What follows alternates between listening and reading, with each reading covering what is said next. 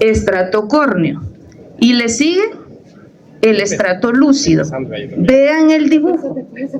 ¿Qué tipo de células predominan? Dice los queratinocitos. El estrato córneo es rico en queratinocitos. ¿Qué son los queratinocitos? Son células especializadas que producen queratina y son las responsables de la descamación de piel, ¿sí o sí? Vale. Si usted se fija, el estrato lúcido hay unos cuantos queratinocitos, pero el predominio está en estrato córneo. Luego le sigue el estrato granuloso, el estrato espinoso y por último el estrato basal, que es el que ya es la frontera con la dermis. Si se fijan en el dibujo, ¿en qué estrato hay células de la respuesta inmune o del sistema inmune? ¿A dónde empiezan a haber células? En el estrato espinoso, o sea, ya casi llegando al estrato basal, pero todavía en la epidermis. Vale. ¿Por qué tenemos que estar ubicados en esto? Porque las micosis superficiales están ubicadas en regiones en donde sea rico de queratina. Entonces estamos hablando de estrato córneo. Ahora bien, hay algunas, específicamente Pityriasis versicolor, que se quedan exclusivamente en el estrato córneo. El hongo no avanza más que el estrato córneo. Punto. Los dermatofitos, que es el otro bloque de hongos que vamos a estudiar, si bien habitan, parasitan el estrato córneo, ¿a dónde más les dije que había queratinocitos? En el estrato lúcido. Los dermatofitos son queratinófilos, si ustedes recuerdan, entonces necesitan queratina para vivir. Entonces, los dermatofitos pueden estar, y de hecho están a nivel del estrato córneo, y a lo sumo avanzar a estrato lúcido. Ahí se van a desarrollar. Ahora, producto del metabolismo de la queratina, estos dermatofitos, sus productos metabólicos son los que profundizan y llegan al estrato espinoso, donde son reconocidos por células del sistema inmune y son los que montan una respuesta. Entonces, vamos a decir que aquellas enfermedades que se quedan exclusivamente a nivel del estrato córneo y que el hongo no avanza más que del estrato córneo y sus productos metabólicos quedan confinados en el estrato córneo, se van a llamar, son micosis superficiales, pero prácticamente asintomáticas. ¿Cuál les dije que era? ¿Qué enfermedad era esa? Pityriasis versicolor. O sea, no hay mayor síntoma. En cambio, los dermatofitos que invaden el estrato córneo y a puras penas el estrato lúcido, pero sus productos avanzan, profundizan un poco más y estimulan al sistema inmune, esos micosis sí va a haber sintomatología. ¿Estamos claros ahí? Vale. Entonces hablemos de Pityriasis versicolor. ¿Qué es la Pityriasis versicolor? Es una dermatomicosis. A ver, ¿qué significa dermatomicosis? Una enfermedad producida por hongos, localizada a nivel de piel. Dermapiel, micosis, enfermedad por hongos. Bien, dermatomicosis. ¿Cuáles son las características de la lesión y dónde se localizan? A ver, ¿alguna vez han visto esto? ¿Sí? Ajá, entonces, ¿cuáles son las características de la lesión? ¿Qué me pueden decir? Si están tomando fotos, miren, en internet hay un montón de imágenes. De nada le va a servir tomar la foto si en este momento no apunta ¿Cuáles son las características? ¿Cuáles son? Me dice usted que son lesiones hipopigmentadas. Sí, la que está aquí. Pero también pitiriasis versicolor produce lesiones que son hiperpigmentadas. Por eso el nombre de versicolor, porque pueden ser hipo o hiperpigmentadas. ¿Sí? Entonces decimos que son manchas. En términos médicos es una mácula que puede ser hipopigmentada o hiperpigmentada, que tienen están cubiertas por escama fina, que están localizadas preferentemente a nivel de espalda, de tórax anterior, de hombros, de cara, y que, como ya dije, como toda micosis superficial, prácticamente asintomática. La gente, las personas que lo adolecen consultan al médico porque, por ejemplo, se va un fin de semana a la playa, se pone bronceador y por más que quiere un bronceado perfecto, de repente no se broncea y le quedan estas manchas. Entonces, por eso consulta, por aspectos estéticos, no tanto que porque le pique o porque le duela, nada, simplemente por cuestiones estéticas. Son de evolución crónica. El agente causal de la pitiriasis versicolor es un hongo lipófilo. ¿Qué quiere decir lipófilo? Que se alimenta de los lípidos, de ácidos grasos, y del género Malassezia. ¿Se recuerdan cuántas especies de Malassezia hay?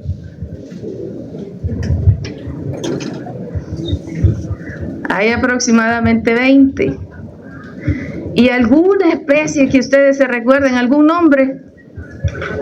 Furfur. Tradicionalmente, Malassezia furfur es la mala de la película. Y en todos los libros dicen agente causal de pitiriasis, no en todos los libros, pero en muchos libros de microbiología, agente causal de pitiriasis versicolor, Malassezia furfur. No es cierto.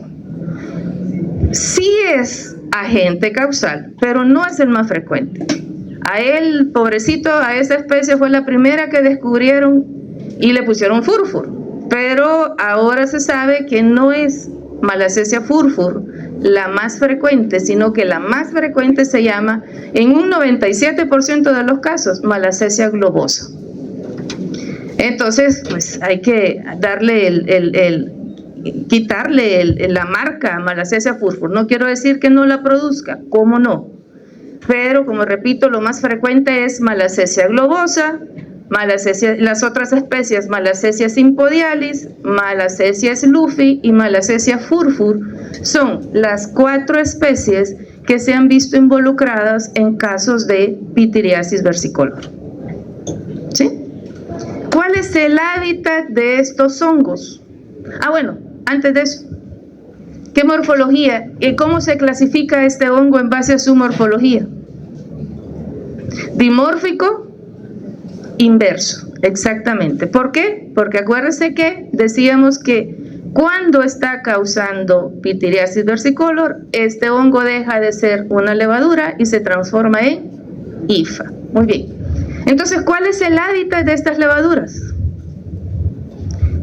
Si decimos que es un hongo lipófilo, y si les digo que forma parte de nuestra flora natural, de nuestra microbiota, ¿a dónde va a estar?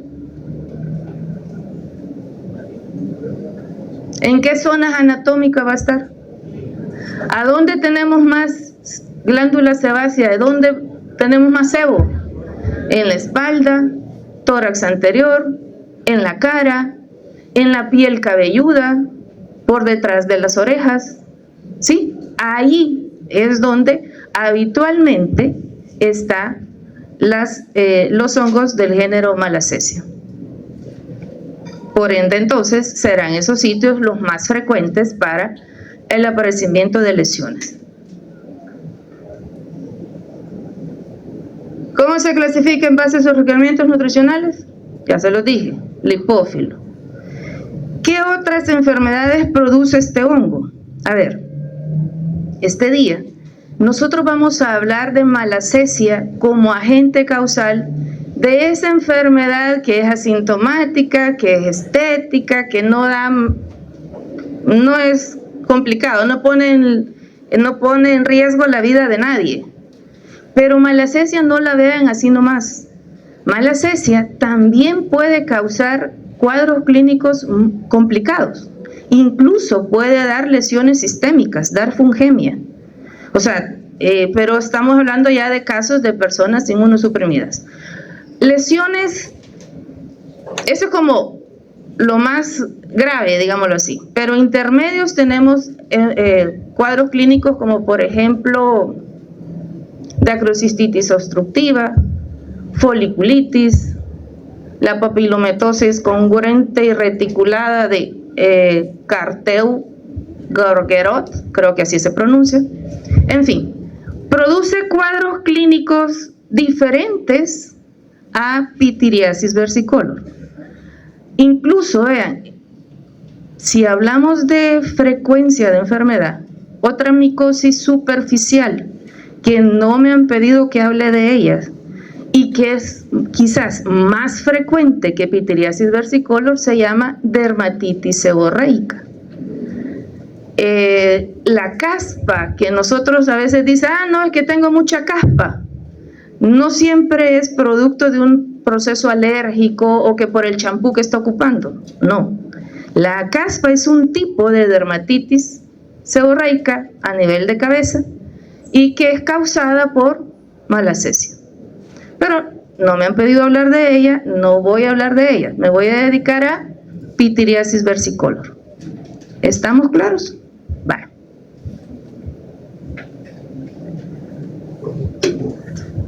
Cuando les digo que malacesia forma parte de la microbiota natural y que ya dijimos en qué sitios anatómicos está, cuando está como flora natural, cuando es parte de la microbiota, este es un hongo que tiene la morfología de levadura, como ya bien lo apuntábamos anteriormente. Y cuando va a estar produciendo pityriasis versicolor, esta levadura se transforma a una hifa que es tabicada hialina. No es que todas las levaduras se van a transformar en hifas, no. Dentro de la imagen o dentro de las estructuras que quedan del hongo en lesiones de pityriasis versicolor, vamos a tener las hifas tabicadas hialinas y acúmulos de levaduras. Las hifas son las encargadas de invadir el estrato córneo y causar después las lesiones que les decía que pueden ser hipocrómicas o hipercrómicas. Bien. ¿Cuál es el mecanismo por el cual se producen lesiones hipocrómicas? O sea, ¿por qué son lesiones blancas? Primero, para entender el mecanismo y saber qué es lo que pasa, primero tenemos que saber lo normal. Lo normal es que, a ver, hay una célula productora de melanina. ¿Cómo se llama? Melanocito. El melanocito tiene unos orgánulos que son los encargados de producir la melanina. ¿Cómo se llama? Melanosomas. Son los encargados de producir la melanina y además de acumular la melanina. Bien, ¿qué es lo que ocurre en ese orgánulo? ¿Cómo es que se produce la melanina? Porque la tirosina es metabolizada por la enzima dopa-tirosinasa y eso hace que se produzcan otros compuestos intermediarios y después se produce melanina. No voy a entrar en toda la fisiología, yo solo quiero que recuerden que primero, ¿dónde se produce la melanina? En el melanosoma, que está en el melanocito. Y para que se produzca la melanina se necesita la acción de una enzima. ¿Cómo les dije que se llamaba? dopa-tirosinasa o solo tirosinasa, está bien, para que se produzca. ¿Estamos ahí? Vale. Entonces, ¿qué hace el hongo? Pues bien, cuando se alimenta de los triglicéridos, este hongo degrada los triglicéridos de la grasa que utiliza para su alimentación y la convierte en ácidos grasos libres, insaturados. Un ejemplo es el ácido oleico. El ácido oleico,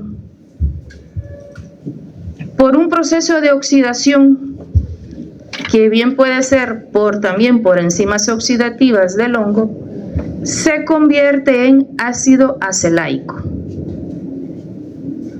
El ácido acelaico es un tipo de ácido dicarboxílico. ¿Por qué les traigo a cuenta todo esto? Porque ese ácido acelaico es el que va a actuar a nivel de la tirosinasa y la va a inhibir. O sea, bloquea la acción de la tirosinasa. Y si no hay tirosinasa, ¿va a haber melanina? No. Entonces, uno de los mecanismos por los cuales se produce la hipocromía es porque el hongo es capaz de producir un ácido dicarboxílico que se llama ácido acelaico, que su acción es a nivel de bloquear a la enzima tirosinasa. Y con eso no hay producción de melanina. Por eso las lesiones son hipocrómicas. ¿Estamos ahí? Otro mecanismo que tiene el hongo y por el que da lesiones hipocrómicas es porque también producto del metabolismo de esos lípidos se produce pitiriacitrina. Yo recuerdo que de esto ya les hablé en la Transmi 1. ¿Qué les dije de la pitiriacitrina? Que lo protege de los rayos ultravioleta, o sea que el hongo tiene su propio filtro solar que le protege, está en la piel y él se protege porque estamos expuestos a la piel y los rayos ultravioleta nos pueden dañar al hongo. Pues el hongo tiene su propio filtro solar y no solamente entonces va a proteger. ¿Qué hace un filtro solar? Disminuye, hace que la persona se proteja y que no haya mucha producción de melanina, o sea, baja la producción de melanina. Entonces, pitiriacitrina es un filtro solar, va a bajar entonces, consecuentemente, protege al hongo, pero además va a bajar la producción de melanina en las células. ¿Estamos ahí? Eso entonces conlleva esas dos situaciones son las responsables de que las lesiones sean hipocrómicas. ¿Estamos claros ahí? Vale.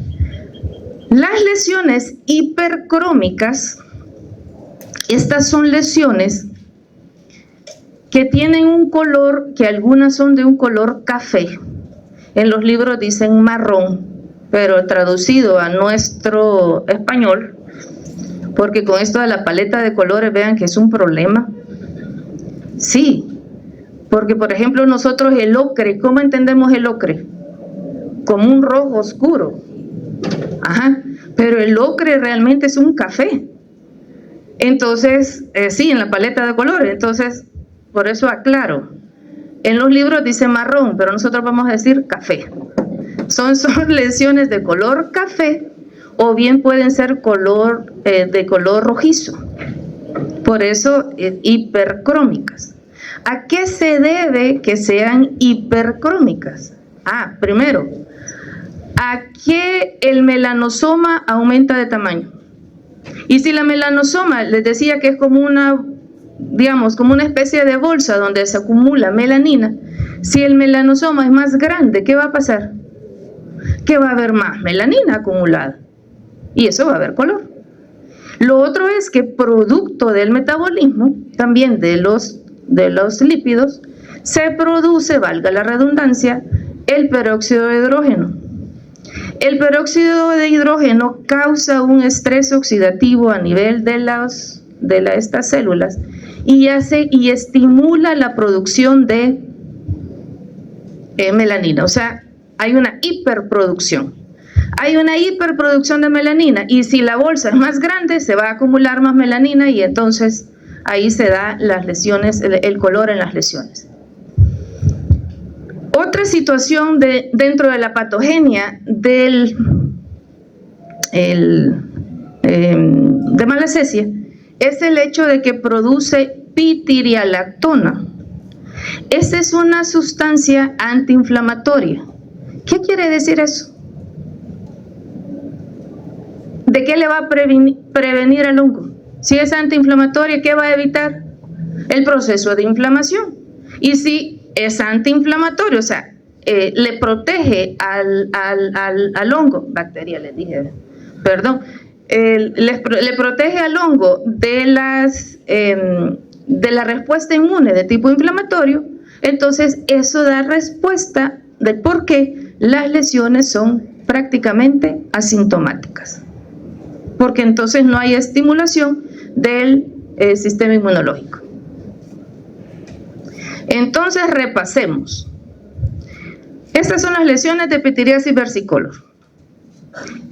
Voy a hacer un comercial. Si alguien tiene lesiones de este tipo, nosotros hacemos el examen en la sección de micología. Es gratis, confiable, discreto, con resultados reservados, no andamos contándole a nadie, y bueno, y colaboran con el material para sus laboratorios. Comercial, nada más. Va. ¿Qué vamos a decir? Primero, el periodo de incubación para el padecimiento de pityriasis versicolor ronda los 15 días. Y entonces les dije que eran máculas de un color blanco si son hipocrómicas o que bien pueden ser, ¿de qué otro color les dije? Café o rojizo, que son inicialmente, son como esta que usted ve aquí, manchas pequeñas de algunos 1 o 2 milímetros que las describen como manchas lenticulares. Eso quiere decir que asemejan una lenteja. ¿Ustedes conocen la lenteja? Para que tengan, no han comido nunca la sopa de lentejas, rica en proteína. ¿Alguna vegana o persona vegana aquí? Los veganos comen mucho. Va, eso es comercial también. Solo es para que vean, tiene un tamaño, si conocen el maíz, el elote, los granos de elote, va, más o menos como ese tamaño de un grano de elote. Y entonces, pero los libros dicen lenticular porque lo comparan con las lentejas. Bien. Son manchas lenticulares, les dije, de 1 a 2 milímetros al principio. Pero vean ustedes qué es lo que pasa. Que con el paso del tiempo, esas manchas se van, coalescen, se dice el término, van uniéndose unas con otras y van formando ya placas en la piel grandes, o sea, de un diámetro grande, y esas lesiones pequeñas o grandes son lesiones que están cubiertas de una escama fina. Algo característico de estas lesiones es el signo del arañazo, se llama, que es que la persona se da un arañazo y automáticamente salen un montón de escamas. Como cuando la gente tiene piel reseca, algo así, y se rasca y salen las escamas pululando. Pues eso sucede con pityriasis versicolor. Les dije que en términos generales son asintomáticas, o sea, no pica, no duele, no hay sintomatología alguna. En medicina no hay absolutos. Hay algunos reportes de algunos casos en específico que manifiestan prurito, pero la generalidad es que son asintomáticas. Esas excepciones las vamos a obviar en este momento. Y les dije que era de evolución crónica, es decir que no ha pasado una semana para que ya tengamos lesiones tan extensas como esta. Ha pasado meses para que ya veamos ese tipo de lesión. ¿Dónde les dije que estaban ubicadas preferentemente? En espalda, tórax anterior, en hombros, en cara, ¿sí? Ahí es la flora, ahí es flora habitual, o sea, parte de su hábitat. Pero las lesiones generalmente se ven en espalda, tórax anterior, lo que llamamos pecho, en buen salvadoreño, hombros y algunas en cara. Esta es la espalda que ya conocen y que consultó pues porque no se bronceó. Vean esta persona, es morena, pero ya las placas son tan grandes que ya prácticamente ha despigmentado todo el tórax anterior. Y también tiene a nivel de brazos. Este es el caso de lesiones hipercrómicas y si usted se fija, ya empezamos a ver una localización un tanto diferente. Ya no solamente está en tórax anterior, sino que está unas lesiones en abdomen, ¿verdad? A ver, ¿qué sitio anatómico es ese? El dorso, exactamente. Y si se fija, son lesiones hiperpigmentadas. Y aquí, esas lesiones con las que iniciaron lenticulares que les mencionaba. Más lesiones hiperpigmentadas. Y esta lesión a nivel de cara es hipopigmentada. Anduve revisando y dentro de las estadísticas, las lesiones hipopigmentadas son más frecuentes que las hiperpigmentadas, pero nadie da una explicación a ese fenómeno. Sí que se ve que pitiriasis se ven más lesiones hipopigmentadas, pero no hay una explicación científica al respecto. Porque dicho sea de paso, todo lo que les he contado de patogenia no es porque se tenga un animal de experimentación para juntarle, les iba a decir, para inocularle, para ponerlo en contacto con el hongo y que ahí se lleve a cabo todos los procesos. No, no hay un modelo experimental. Lo poco que se sabe es porque se han hecho cultivos de estrato córneo de cadáveres, pero pues realmente en hongos, y eso no solamente en pitiriasis, sino que en muchas de las patologías por hongos, poco se sabe de patogenia precisamente porque no tenemos modelos animales experimentales. A diferencia de bacterias, que usted empieza una bacteria y tiene tales y tales y tales y tales y tales factores de virulencia y hacen esto y esto, con los hongos es muy poco. Así es que, bien por ustedes, porque no van a tener mucha complicación para el estudio. Un dato importante para ustedes los médicos. Yo los hago médicos, de aquí 5 años, ¿cuántos años? 4 años, ustedes son médicos.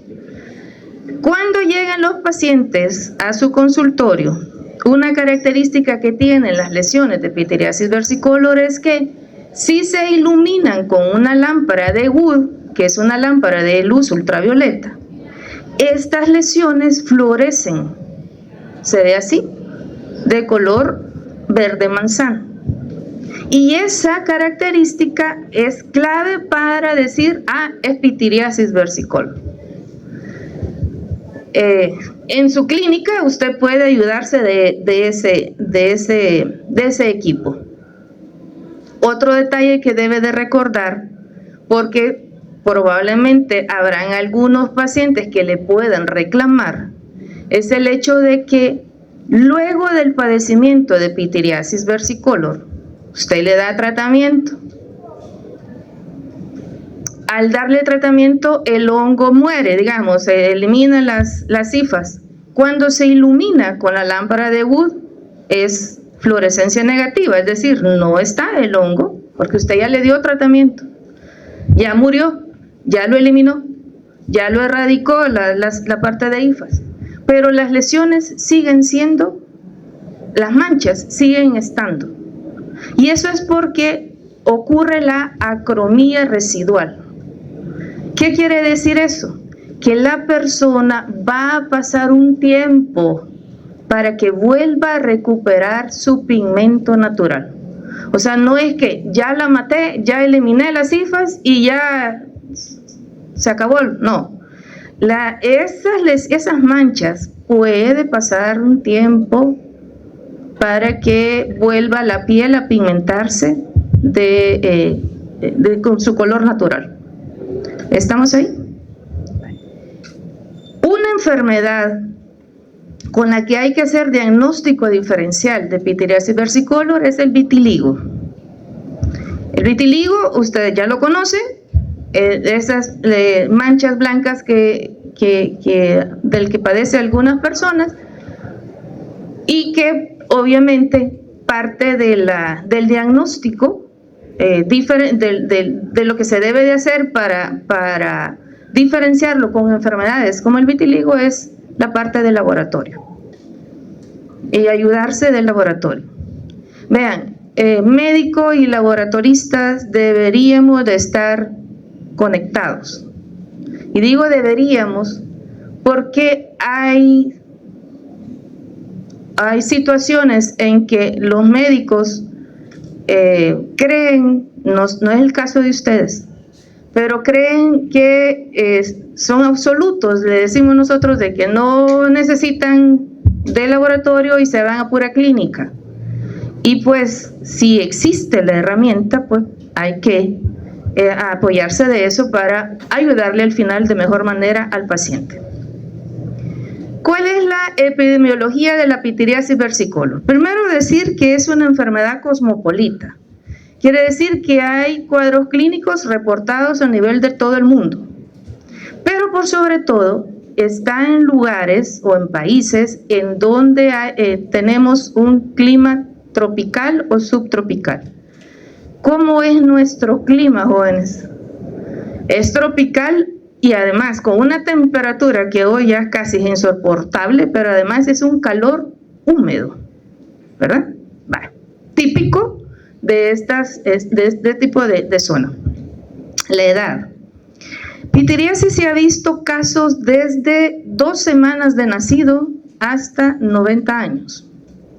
Pero lo más frecuente es el grupo etario de ustedes, de 20 a 30 años. Adultos jóvenes, deportistas, inquietos, que no paran, que siempre están haciendo algo, bueno, como son, jóvenes, 20 a 30 años. Y dice que afecta a cualquier grupo étnico. ¿Qué es eso? Lo que antes llamábamos raza. Ese término raza es peyorativo. Raza son los de los animales. En los humanos le llamamos grupo étnico. Es decir, que afecta a cualquiera, ya sea caucásico, blanco, persona de color, asiáticos, cualquiera. Cualquier grupo étnico. Salud. Cualquier sexo afecta tanto a hombres como mujeres, aunque ligeramente hay un predominio de mujeres. Eso es ligero predominio, jóvenes. En cuanto a la condición socioeconómica, cualquier condición socioeconómica, ricos, pobres, clase media, media alta, media baja, la que usted quiera. Cualquier condición socioeconómica. Importante, no hay transmisión de persona a persona. Quiere decir que su pareja puede tener pityriasis versicolor y no se la va a transmitir que porque se tope o que duerman juntos. No. La transmisión conyugal creo que solo hay 1 o 2 casos reportados. Pero en términos generales se dice que no hay transmisión de persona a persona. Para padecer pityriasis versicolor, deben de cumplirse ciertos factores predisponentes. Y los he englobado en 4. Primero, ambientales. ¿Qué quiero decir con esto? Que debemos que estar en un lugar en donde haya calor y humedad. Y si hay calor y humedad, entonces el hongo va a estar bien en su salsa, digámoslo así.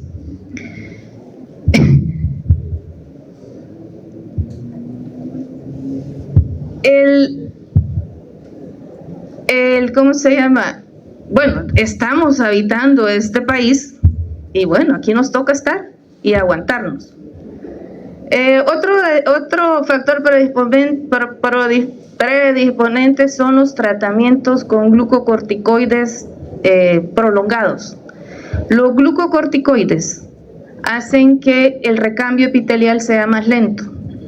Entonces, eso predispone a padecimiento de pitiriasis.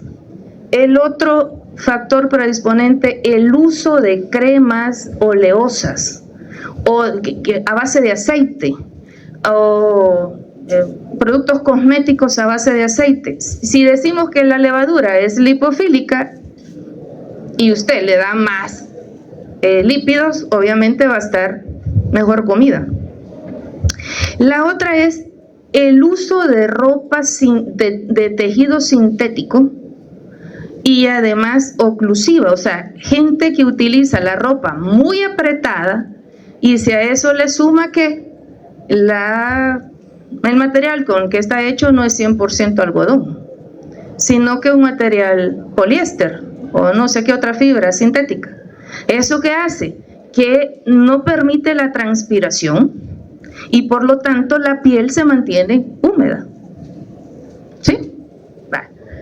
La otro factor predisponente padecimientos de enfermedades como la diabetes, enfermedades crónicas como la diabetes también predisponen, y estados fisiológicos como el embarazo. En las mujeres embarazadas hay más frecuencia de pitiriasis versicolor. Todo esto que he hablado son factores predisponentes extrínsecos, es decir, que están fuera de la persona humana y que son controlables o no.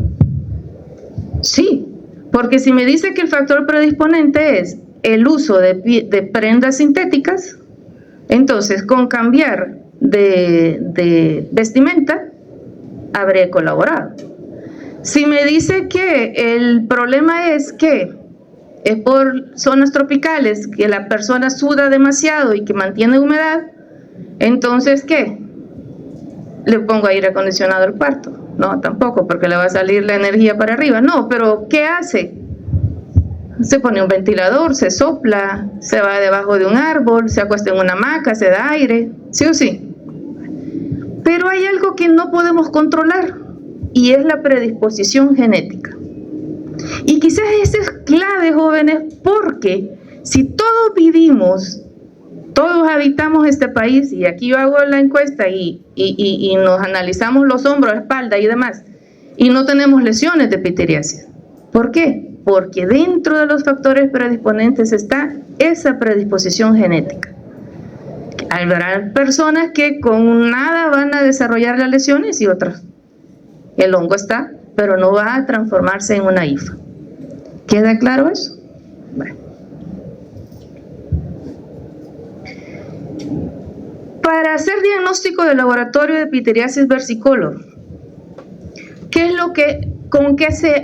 muestra clínica voy a procesar? Pues lo único que produce son escamas. Entonces, en el laboratorio yo voy a obtener la muestra de escama. ¿Cómo se obtiene la muestra? Pues con un bisturí estéril y frío, yo hago un raspado y le dije que suelta fácilmente la escama, y ya con eso, con esas escamas, yo hago un examen directo. El examen directo lo hago con un reactivo, se los voy a decir porque creo que lo van a trabajar en el laboratorio, hidróxido de potasio al 10 o al 20%, es el reactivo. O el mejor, el reactivo es el hidróxido de potasio al 40% más tinta azul negra Parker permanente. Ese reactivo también recibe el nombre de reactivo de Cohen, que dicho sea de paso, y esto es un comercial. no hay tintas azul, negra, Parker permanente en la región. Entonces, a usted, ¿por qué es necesario la tinta? Para poder ver las estructuras con color, azulitas. Pero como no hay tinta, tenemos que agudizar el ojo porque esto se ve solo que completamente hialino, o sea, transparente. Eso dificulta la observación, pero se ve. Entonces, pero como esa es tarea de licenciado en laboratorio clínico, usted eso no le quita el sueño. Yo solo se los estoy contando de que las personas del laboratorio están en un grave problema porque no hay tinta. Y quizás aún más grave, solo les voy a contar, que yo mandé a traer, en Argentina hay tinta, yo mandé a traer tintas a Argentina y tenemos el inconveniente que lo que nunca había pasado es que se decolora, aún cuando es permanente se decolora, solo nos sirve que 3 meses y de ahí se decolora. Así es que parece que ya le cambiaron fórmula y que ya no reaccionan igual. Eso solo es un comentario para tardarme las 2 horas. No, mentira. No es cierto. No es cierto. Lo que quiero que vean es lo siguiente. ¿Qué es lo que va a ver el licenciado en laboratorio clínico y le va a reportar a usted? Esto. Hifas tabicadas hialinas que pueden ser cortas o pueden ser largas, pueden ser gruesas o delgadas y acúmulos de levaduras de pared gruesa. Esa imagen, ¿cómo les dije que la relacionaban los micólogos? Albóndigas con espagueti, cabal. Entonces, cuando se ve eso en la lesión, en las escamas, le van a reportar a usted, ¿se observan albóndigas con espaguetis? Mentira, no es eso. Le van a reportar, se observan hifas tabicadas hialinas y levaduras que sugiere Malassezia sp. A ver, ¿por qué con un examen directo le van a decir que es Malassezia?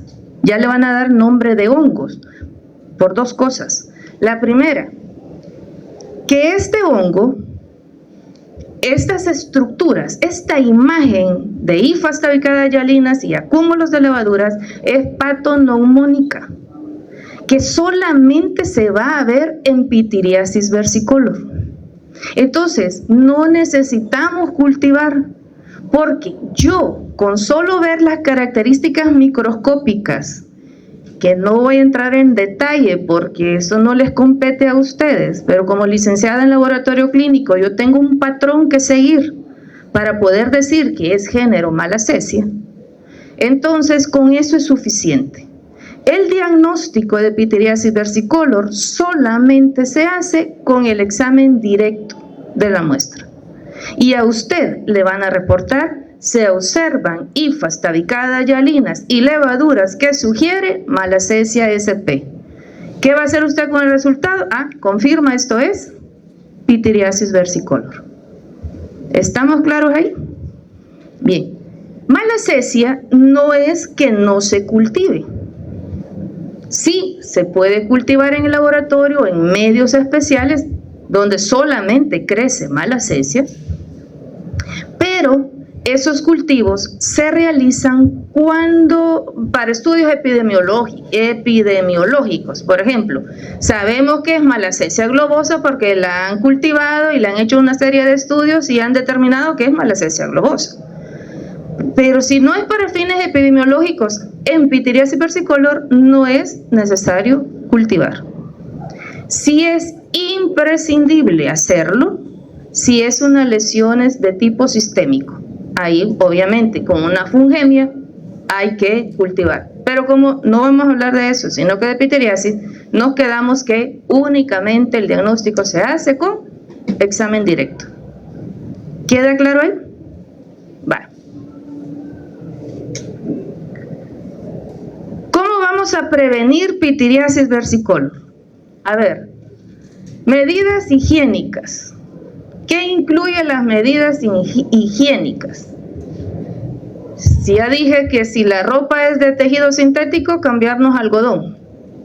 Y si no podemos, jóvenes, porque pues cambiar el outfit, como dicen ustedes, ya tiene su costo, al menos hay que cambiarse constantemente. O sea, está sudando, jóvenes, me cambio de camiseta, me pongo otra. Que le va a aumentar la factura porque va a comprar más jabón y todo lo demás, parte de la situación. No. Sí, una medida higiénica es el cambio constante de ropa. La otra es, pues, evitar la sudoración. Eso es un poco complicado, pero en la medida de lo posible, como digo, si van al gimnasio, jóvenes, y hacen, obviamente, ejercicio, van al gimnasio a hacer ejercicio, entonces sudan, entonces báñese después, quítese el exceso de grasa. Hay gente que dice, no me baño porque el cuerpo está caliente, y entonces, pero ha sudado, y ahí ha habido más secreción de la parte de la glándula sebácea. Evitar sustancias oleosas, es decir, si ocupa crema hidratante, pues que no sea a base de aceite, ni bronceadores a base de aceite. El aceite de coco, famoso para broncear, pero es aceite, y ahí está la levadura, y está dándole comidita. Control de enfermedades como la diabetes. Y otra recomendación es el uso de antimicóticos si la malacesia está en piel cabelluda. Piel cabelluda, no cuero cabelludo. Nosotros no es que confundamos, tradicionalmente le llamamos cuero cabelludo, pero nosotros no somos animales. Los animales tienen cuero, nosotros tenemos piel. Entonces, si la malacesia está en piel cabelluda, esa caspa, es recomendable que la persona cada 15 días se lave la cabeza con un champú a base de azúcar, que tenga azufre o que tenga ketoconazol, por ejemplo. Esa es una recomendación para aquellos que tienen malacesia como microbiota a nivel de piel cabelluda y la tienen pues abundante. Bien, ahora hablamos de dermatofitosis. Pitiriasis les dije que era ¿qué? ¿Qué era la pitiriasis? Una dermatomicosis. Y ahora vamos a hablar de dermatofitosis. Porque es diferente. Dermatofitosis es un cuadro clínico producido por hongos del grupo de los dermatofitos.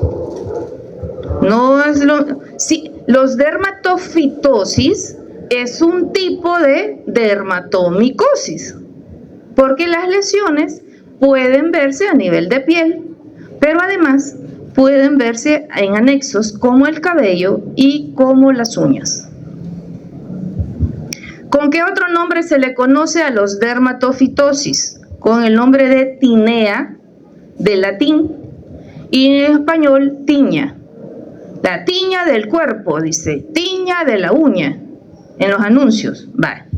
Es un cuadro clínico, como digo, producido por hongos del grupo de los dermatofitos. ¿Cómo se le llama a los agentes causales de las tiñas? ¿El grupo cómo se le llama? Dermatofitos. ¿Cuántos géneros de dermatofitos hay? 9. ¿Dónde se localizan las lesiones? Ya les dije que están localizadas a nivel, ¿de dónde les dije? De piel, uña y cabello. Bien. Les dije que eran 9 géneros, y de esos 9 géneros, afortunadamente nosotros solo tenemos 4, y hay 6 hongos, 6 especies. Que el año pasado, el ciclo pasado les decía de que ya nos empezaron a complicar la vida porque lo que antes conocíamos como Microsporum gypsum ahora ya cambió de género a Ananicia gypsia y se llama la especie gypsia. Entonces tenemos agentes causales más frecuentes de tiña o dermatofitosis en el país: Microsporum canis, Ananicia gypsia, anteriormente llamada Microsporum gypsum, hongos del complejo Trichophyton mentagrophytes. Hace 2 meses, 3 meses, no sé, les di la clase y les hablaba de, y voy a actualizar, porque les hablaba de que Trichophyton mentagrophytes tenía un hermano gemelo que era Trichophyton interdigitale y que se reportaba con una pleca y no sé qué. Ahora, jóvenes, ya cambió.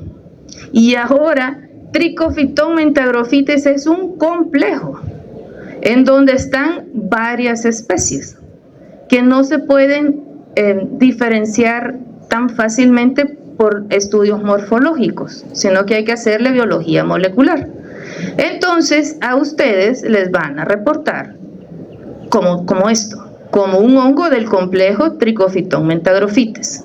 Cuando oigan el término complejo, insisto, es que no solamente es una especie, sino que hay varias especies con similitudes y que no pueden ser separadas por estudios morfológicos como los que usualmente hacemos. Bien, Trichophyton rubrum, Trichophyton tonsurans y Epidermophyton flocoso. Y digo que gracias a Dios solo son 6, porque la lista de especies anda por los 350. Pero bueno, nosotros aquí en el país solo tenemos a estos 6 hongos. Les dije que afectaban piel y anexos. Bueno, todos los 4 géneros afectan piel, pero no todos afectan los anexos. Por ejemplo, salud. Epidermophyton está en piel y se ha aislado en uña. Microsporum inanicia está en piel y se ha aislado también en cabello, o sea, a nivel de cabeza.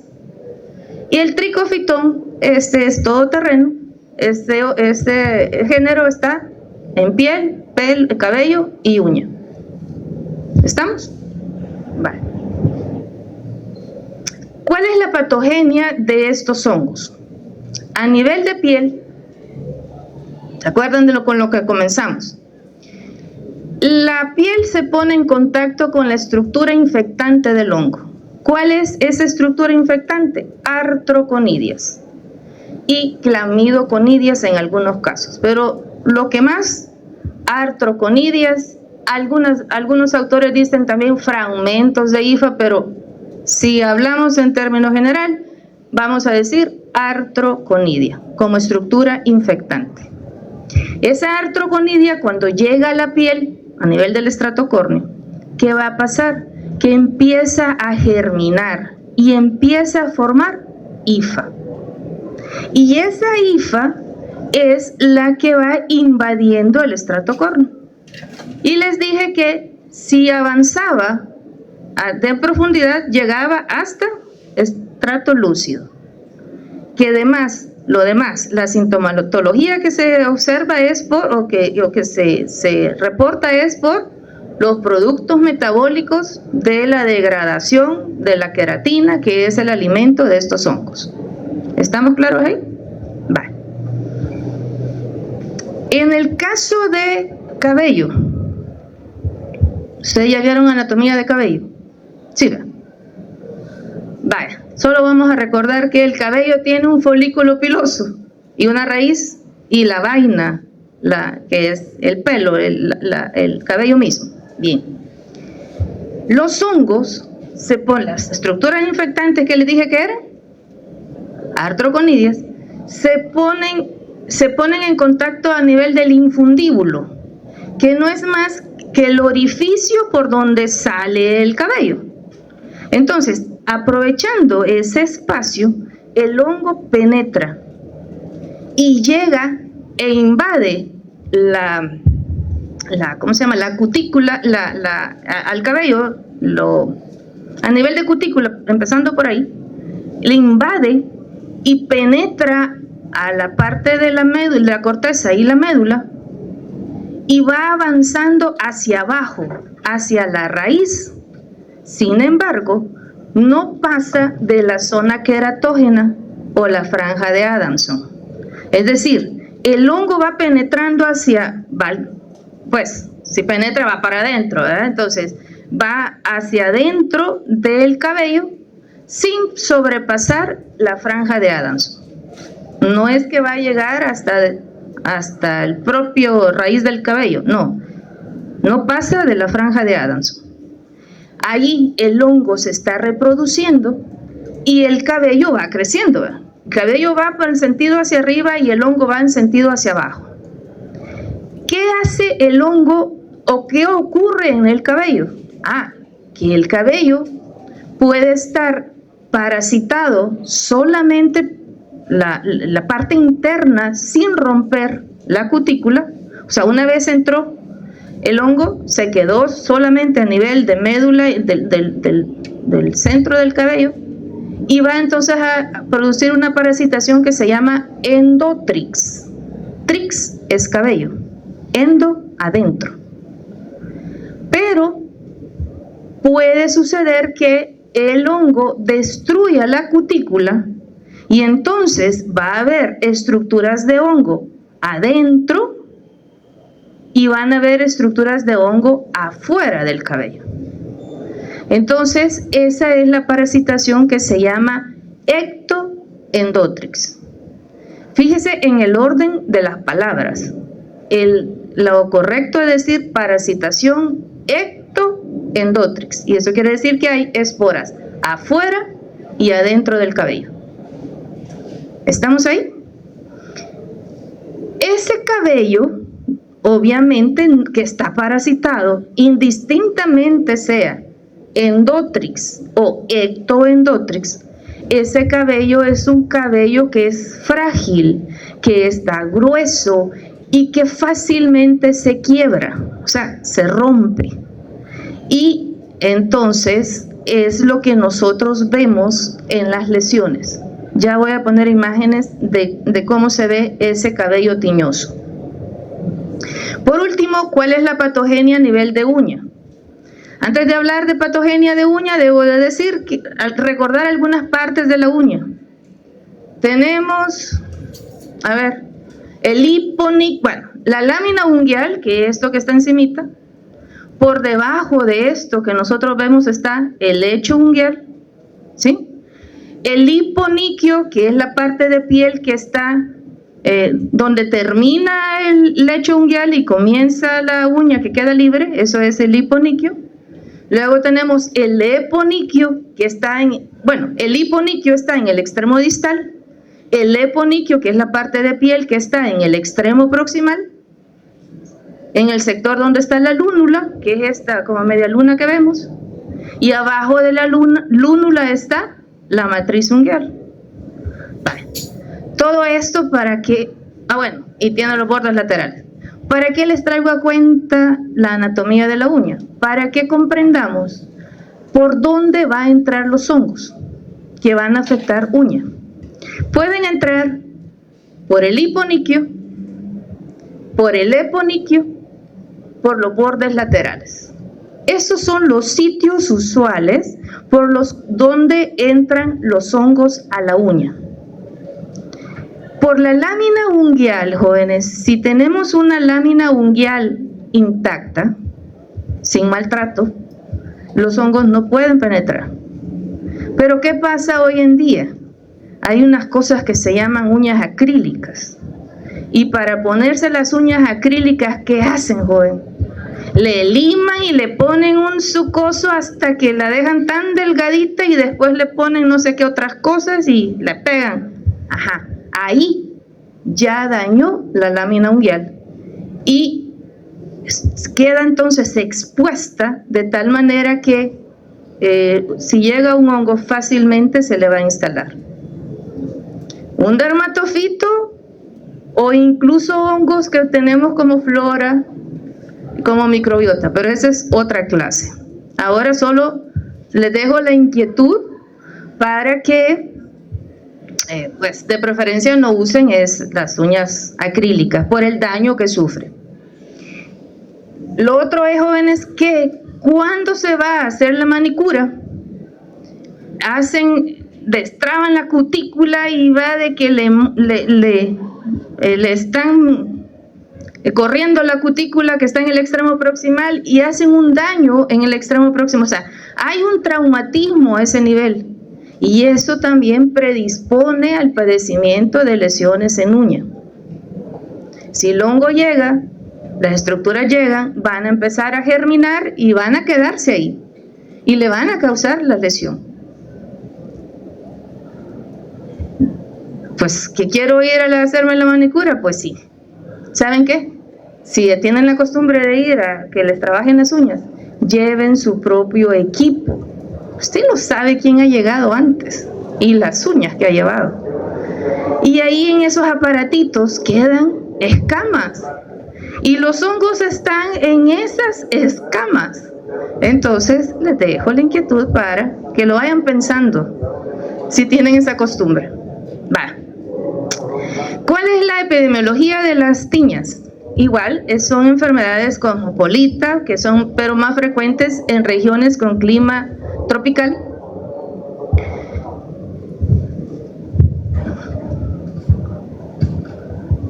Afecta a cualquier grupo étnico, sexo, edad, nivel socioeconómico, igual que el anterior. Con lo único que hay algunas peculiaridades en cada caso. ¿Qué vamos a decir al respecto? Por ejemplo, la tiña de la cabeza es, y lo voy a decir así, tajantemente, exclusiva de niños menores de 12 años. No venga usted, mire, yo tengo un chollón aquí en la cabeza, yo creo que es hongo. No, no va a ser dermatofito. ¿Por qué? Porque después de los 12 años, los ácidos grasos de la piel cabelluda se vuelven ácidos grasos de cadena larga y eso inhibe a los hongos dermatofitos. Entonces, hay estudios que niños que tienen lesiones en cabeza por dermatofitos, cuando ya cumplen los 12 años, la lesión desaparece. Y esto es porque, como repito, por ese cambio en la composición del sebo de esa piel cabelluda. La otra peculiaridad es que las lesiones en uña y las lesiones a nivel de la ingle casi que son exclusivas de adulto. Pero espérame. A nivel de cabeza, les dije que el grupo etario era niños. Sin embargo, igual, medicina no hay absolutos. En mujeres posmenopáusicas, ancianas, 70 años para arriba, puede haber lesiones por dermatofitos. Solamente en ese grupo de personas. Así que como ninguna de ustedes está en esa edad, y gracias a Dios yo todavía no he llegado, pero para allá voy, lesiones en cabeza, entonces personas como ustedes no pueden padecerla. Le decía, en uña y en ingle es más frecuente en adultos. Si hablamos de ocupación, la tiña de la ingle es más frecuente en personas que pasan mucho tiempo sentados y con ambiente cálido. ¿Quiénes son esas personas? A ver, una ocupación que pasan todo el día sentados y que hay calor. Los motoristas pasan todo el día ahí manejando y el motor está a la par, hay calor, hay humedad, ¿verdad? Y ese es un factor que va a predisponer. Y el grupo étnico es otra peculiar. Hay algunos tipos de tiñas que solamente se dan en personas que tienen un grupo étnico en específico, que no se han mezclado, que son puros, o sea, que no hay una mezcla, de que no ha habido, qué feo se oyó eso, que no ha habido combinación que solamente han estado ellos, su población, y no ha habido combinación con otras personas ajenas a su pueblo.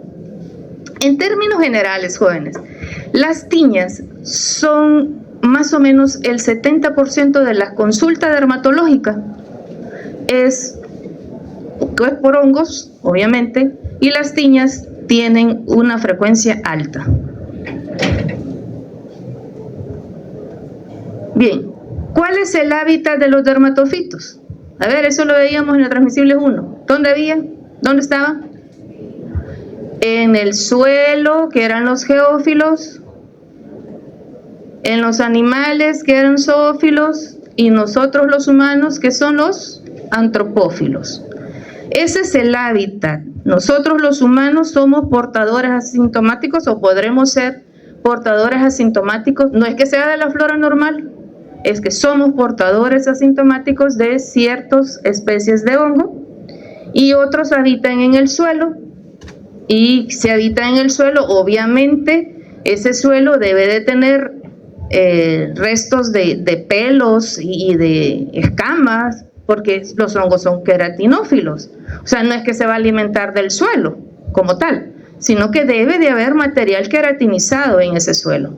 Y dígase el pelo, escamas de animales o incluso de nosotros los humanos. Y los animales, que también pueden ser portadores asintomáticos o padecer enfermedad igual que los humanos. Bien. ¿Por qué es importante que usted conozca el hábitat? Si recuerdan en Transmisibles 1 hablábamos del hábitat que tenía Nanissia egipcia. ¿Cuál es el hábitat? El suelo, era el único geófilo. El único zoófilo que estudiábamos era Microsporum canis y el resto son antropófilos. ¿Por qué debe de conocerlo ustedes? Porque debe de saber entonces la posible fuente de infección y como medida de prevención, voy a ir avanzando, como medida de prevención, atacar esa fuente de infección.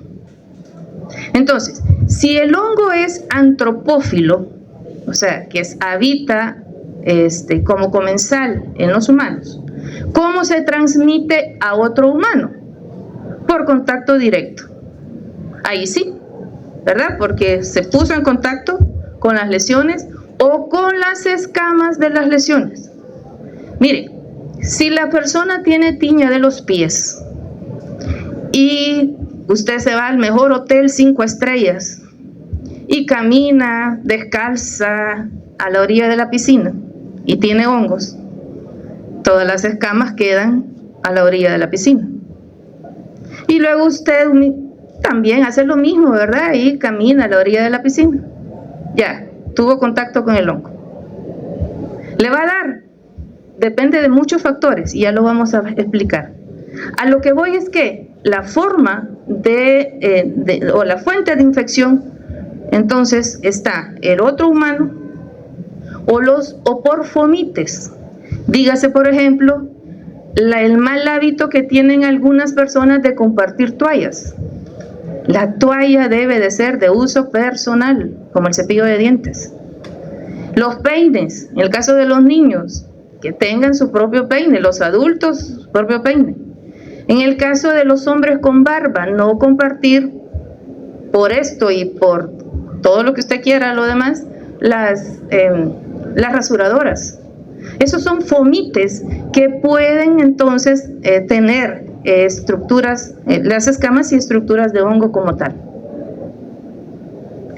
Las mascotas también son fuente de infección, porque ya sea que tengan lesiones o porque sean portadores asintomáticos. Fíjense con las mascotas. Se ha dado la costumbre de que ahora las mascotas son casi los hijos. Sí, es que yo creo que los quieren más que los hijos. Entonces, una forma de acariciar a las mascotas es con el pie sobarle. Al perrito ahí hacerle cosquillas con el pie. No se pueden agachar, sino que con el pie. Si la persona tiene tiña en los pies, las escamas van a quedar en el perro. Al perro, un hongo antropófilo no le va a causar problema, no le va a dar lesión. Pero sí puede andar cargando un hongo antropófilo. O sea, el mismo que el otro le dejó en la sobadita, ese mismo puede infectar a un humano. No sé si queda claro esto. Los hongos zoófilos sí pueden afectar a humanos. nosotros, los humanos, no podemos infectar a un animal. O sea, ¿que el hongo antropófilo le va a causar lesión a un animal? No. Pero sí, ese mismo hongo antropófilo quedarse en el pelaje de ese animalito y devolverle la pelota. ¿Queda claro eso? Vale. Y la otra, pues, les decía, el contacto con tierra, en donde pues esa tierra tenga restos de material en la que haya queratina, o sea, células epiteliales sin pelos. Bien. ¿Cuáles son los factores predisponentes? Bueno, ya dijimos, vivimos en un clima tropical, hay humedad.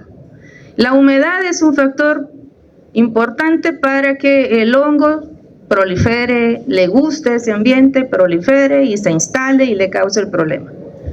Otro factor predisponente, traumatismo en uñas. Vean, aquellas personas que el zapato les cause alguna incomodidad, ese contacto, ese roce constante de la uña con el material del zapato, ese es un factor que predispone a que haya desarrollo de hongos en uña. O que, jóvenes, usted se baja del carro y cierra la puerta y le queda el dedo ahí entre la puerta y lo cierra. Ese traumatismo que duele hasta el infinito y más allá, eso predispone al padecimiento de tiña de la uña. O que usted vaya en el bus y viene un fulano y se para en sus pies y en sus uñas, igual es un traumatismo que puede predisponer al padecimiento de tiña a nivel de uña. El abuso de tratamiento de glucocorticoides también porque disminuye el recambio epitelial. También enfermedades crónicas como la diabetes. Y si hablamos de vestimenta, jóvenes, el uso de calzado cerrado, sintético, dígase hule. Los tenis, de preferencia, tiene que ser un tenis de cuero. Pero pues eso vale a veces un ojo de la cara. Entonces, en la medida de lo posible, jóvenes, si va a ocupar tenis, por favor, no los ande todo el día. Cuando llegue a la casa, quíteselo, póngase sandalias que le airee el pie. Porque el tenis de material sintético no permite igual una transpiración y lo que sucede es que se vuelve un ambiente húmedo en los pies y eso favorece a que el hongo se desarrolle. Igual la ropa, volvemos a la misma historia, una ropa que no permita una adecuada transpiración, que no sea de algodón, le va a hacer que siempre la piel esté húmeda y que por lo tanto entonces se desarrolle ese cuadro clínico. Malos hábitos higiénicos, y aquí quizás es uno de los más importantes y fácilmente de controlar. Jóvenes, ¿qué hacen ustedes en la mañana del día lunes? Tienen examen de transmisibles a las 8, se levantan a las 6 y corren, se bañan, se cambian y se vienen, sí o sí, porque tienen que estar aquí a las 8. Ajá. Muchas personas tienen el hábito de no secarse adecuadamente y así medio húmedo el cuerpo se pone la ropa, se ponen los calcetines y se van al zapato tenis. Entonces el pie ya está húmedo, los espacios interdigitales están húmedos, se pone el calcetín que no es de algodón, que puede ser material sintético, y el zapato no es cuero y es cerrado, no es una sandalia que va a permitir aireación. Entonces son factores que predisponen a padecer el cuadro de dermatofitosis. Y por último, y no menos importante, y volvemos a lo mismo, el aspecto genético. Se ha visto que las personas que tienen predisposición al padecimiento de lesiones de este tipo, tienen ese factor genético, una predisposición genética que les favorece para el desarrollo de esos hongos. Bueno, los cuadros clínicos. En general vamos a decir que el periodo de incubación más o menos anda por los 7 a 15 días, desde el contacto hasta el aparecimiento de lesiones, y que el grado de respuesta, o sea, de cómo veamos nosotros las lesiones, depende de la cepa de hongo y además de la parte del sistema inmunológico del paciente. Cuando hablo de cepa de hongos es que, por ejemplo, los hongos que son zoofílicos y los que son geofílicos dan cuadros clínicos más pronunciados, más impactantes. Son lesiones con un grado con una gravedad mayor que aquellos hongos antropofílicos. Y eso tiene explicación.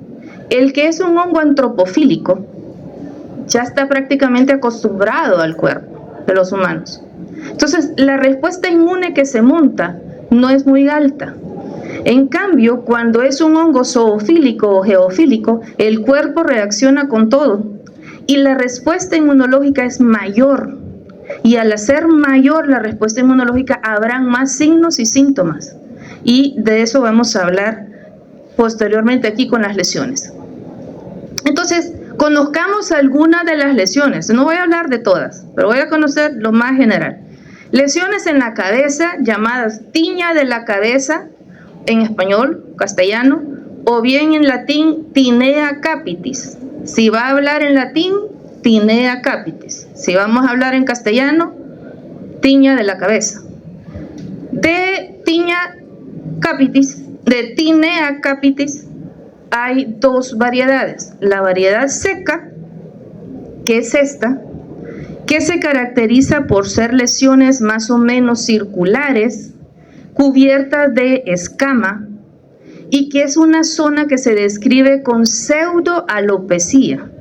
¿Por qué pseudoalopecia? Porque cuando lo vemos detenidamente, esa lesión, no es que no haya pelo, que no haya cabello ahí, sino que el cabello es muy corto, más o menos de 1 a 3 milímetros, que está en la lesión.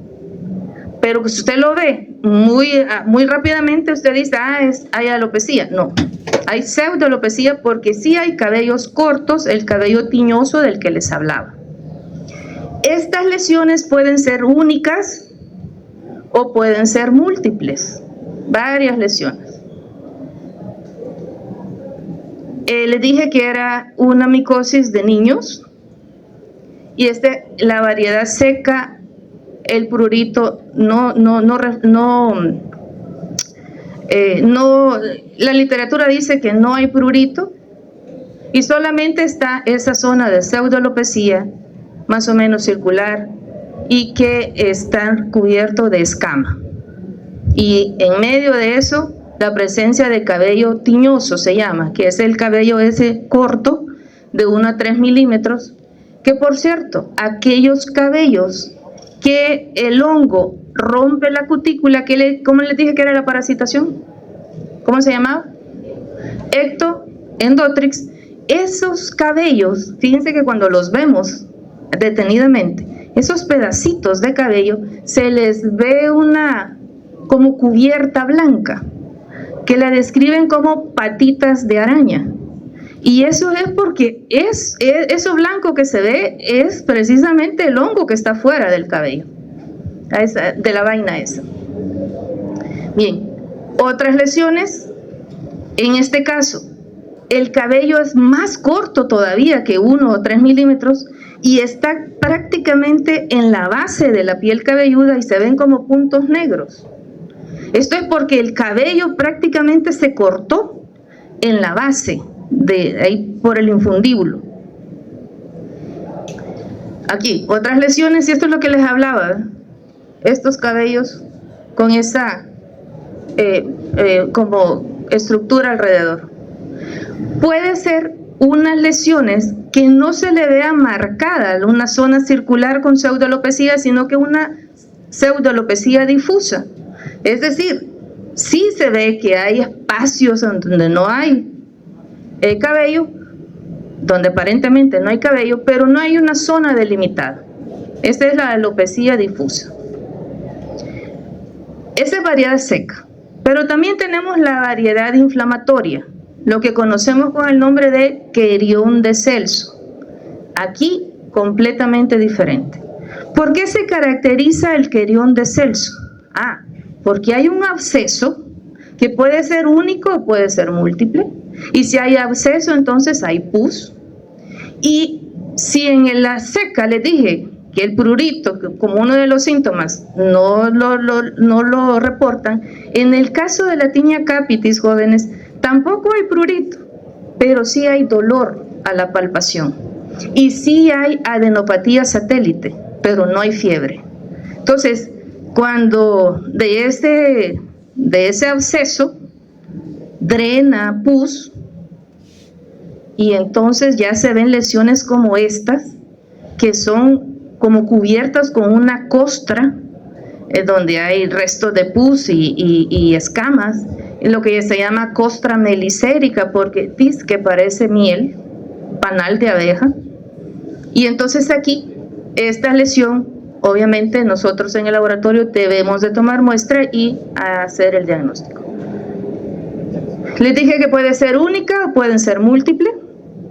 Y un dato a tomar en cuenta es que los niños que sufren de querión de Celso corren el riesgo de quedar con alopecia permanente. Es decir, ese sí, el hongo invade y hace destrucción de todo el folículo de la raíz y entonces queda con alopecia permanente. Este es el caso de una de las viejitas que les digo que puede producir, que puede verse lesiones en cabeza, pero en los extremos de la vida y en mujeres, no en hombres. Bien, tinea corporis. ¿Por qué se caracteriza la tinea corporis? Porque son lesiones circulares. El hongo llega a la artroconidia y se germina y son lesiones radiadas. Entonces, las lesiones son circulares con bordes activos en la que hay vesículas, y estas son lesiones eritemato-escamosas, se llama, porque son de color rojo y están cubiertos de escama. ¿Qué ven ustedes en esa lesión? Pareciera que el hongo, ¿a dónde está? ¿Dónde está activo? Casi que solo en la orilla, y en el centro, como que se ha curado. Esa es una característica de las lesiones de dermatofitos, que el centro aparenta estar sano.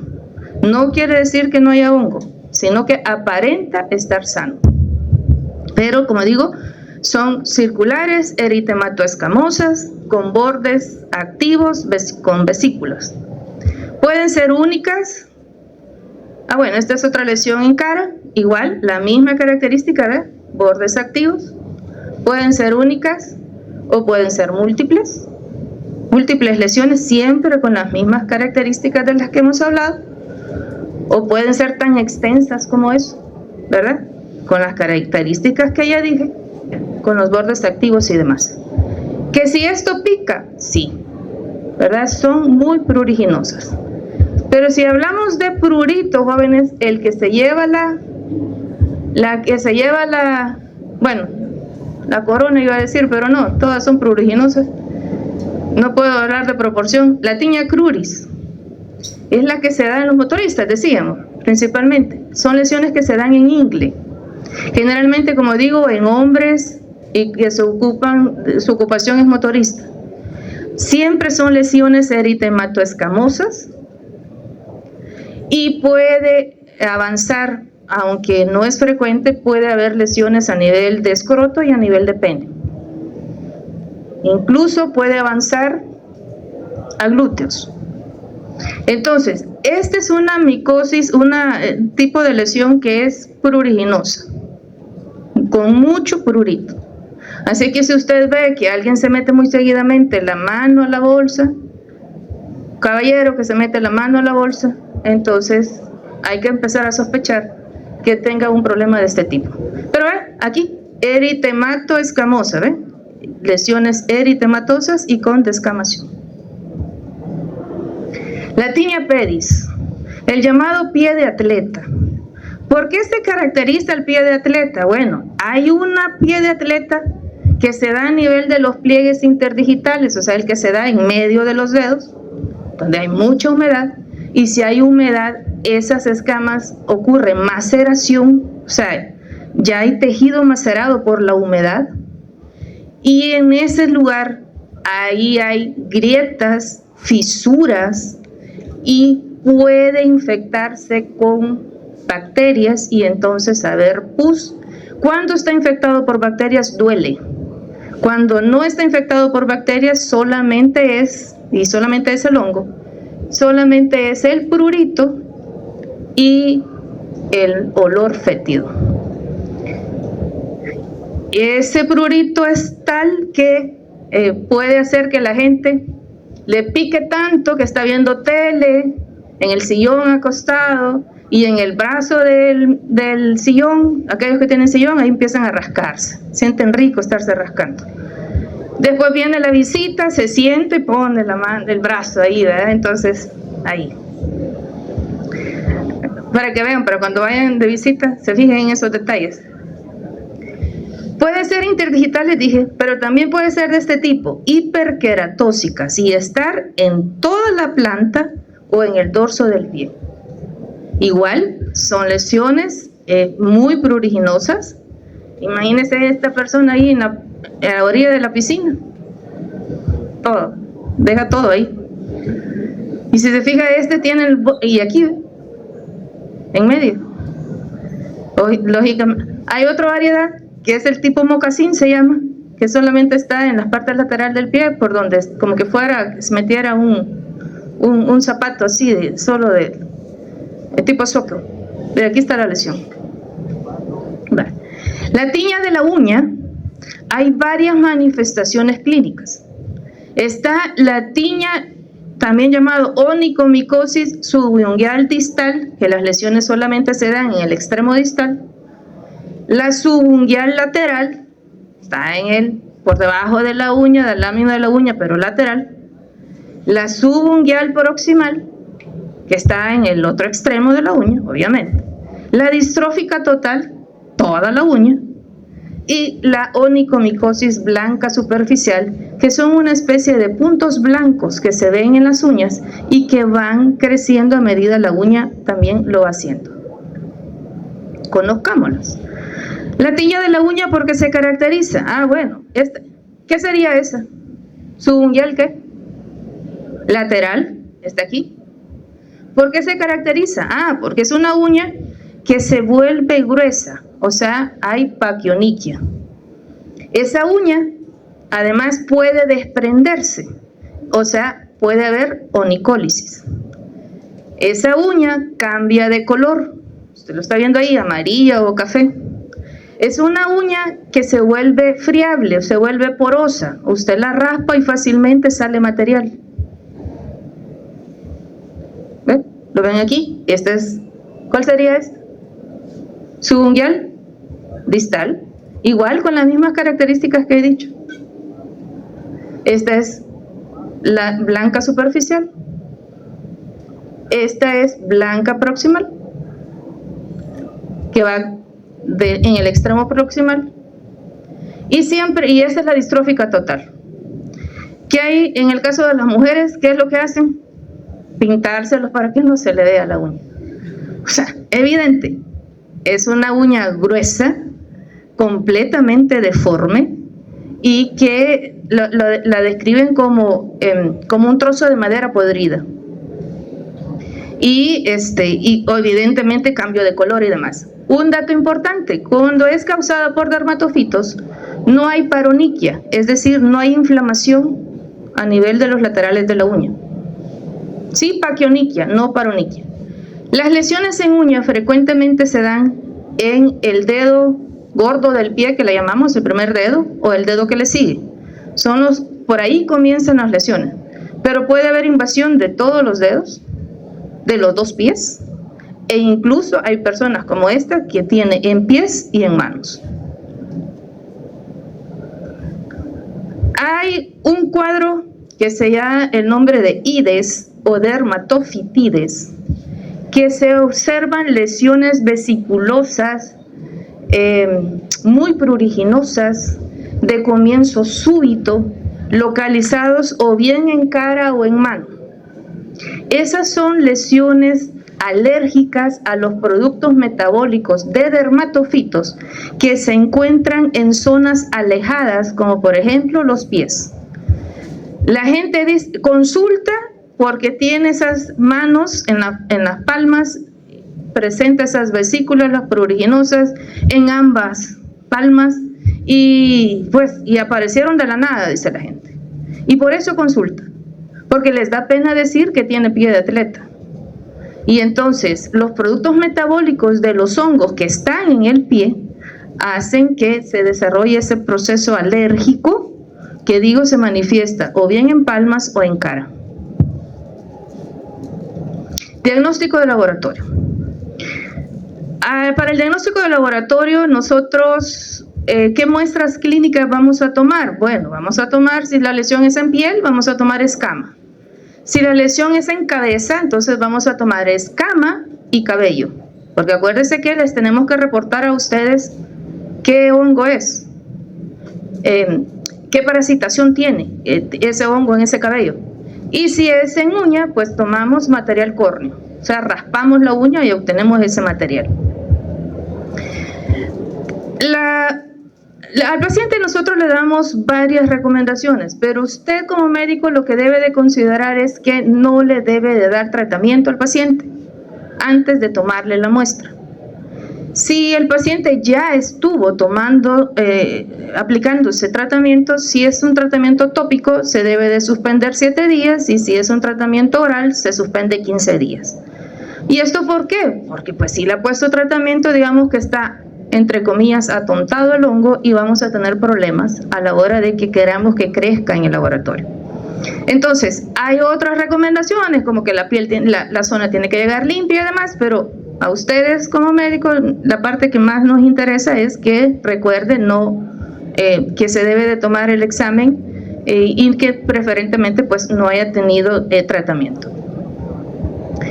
Con la muestra yo debo de hacer un examen directo y debo de hacer un cultivo. A diferencia de malacesia, que decíamos que el diagnóstico lo hacíamos solo con examen directo.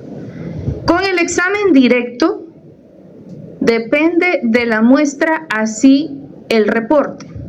Les dije que en el cabello habían 2 tipos de parasitación. ¿Cuáles eran? Ectoendotrix y el Aendotrix.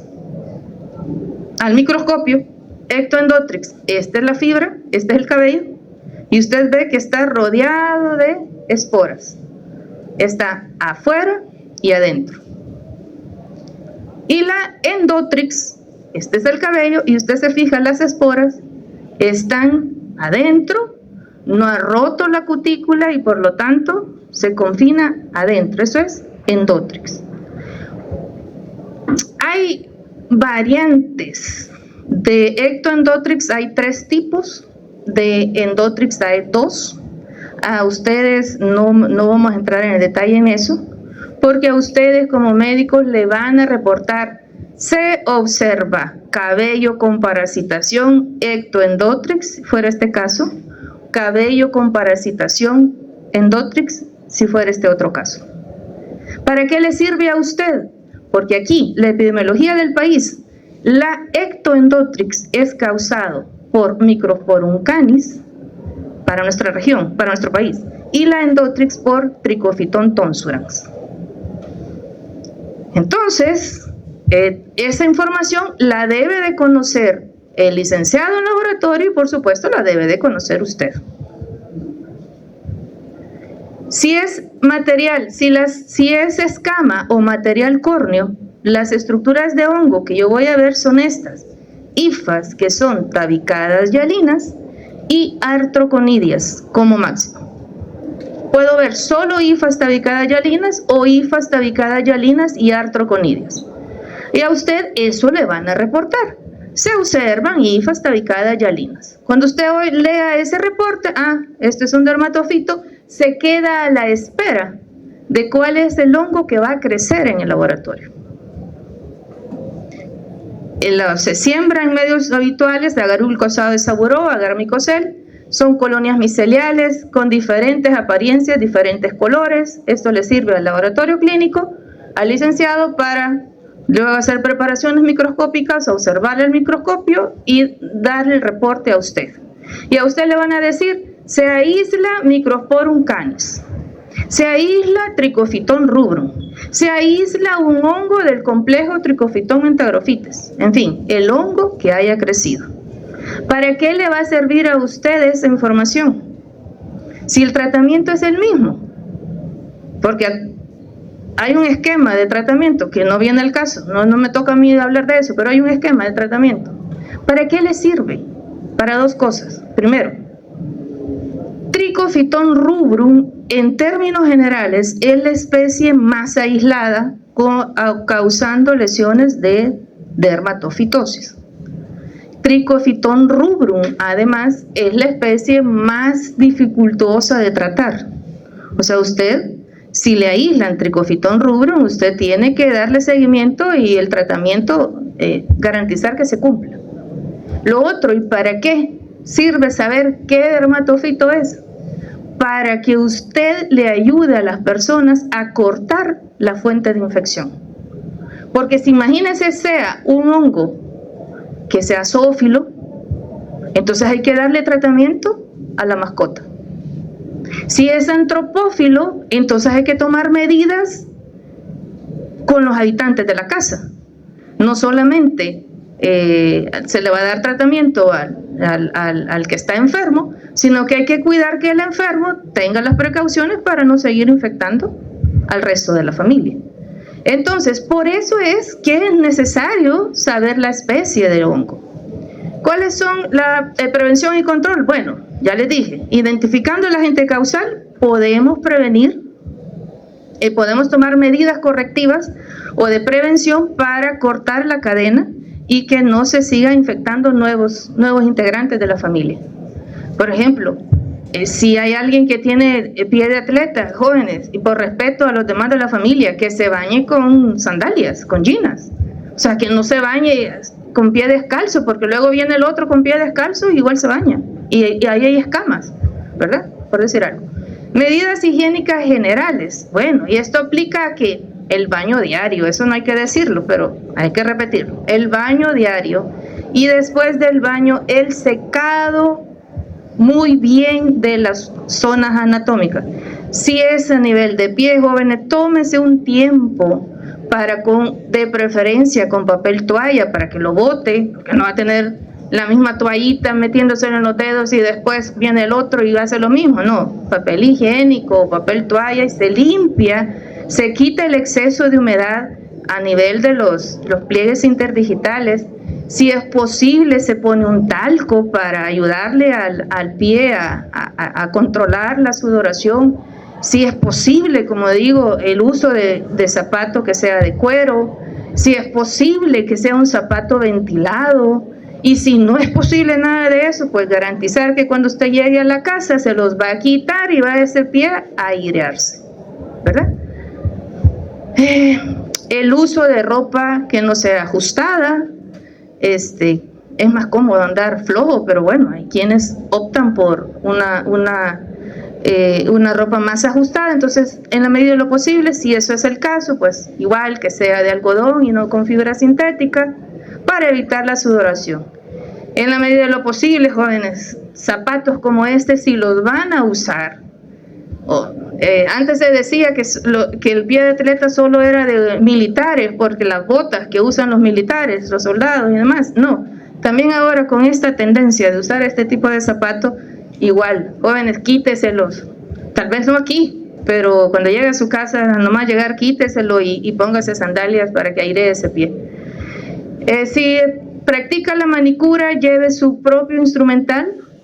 Porque imagínense que haya llegado la señora con la distrófica total, y aquellas escamas ahí quedaron en todo el material. ¿Usted cree que lo esterilizan? No lo esterilizan. Y peor si se va a poner las uñas acrílicas, ese cosito que, la fresa esa que ha de ser. Pero bueno, eso es todo, les agradezco.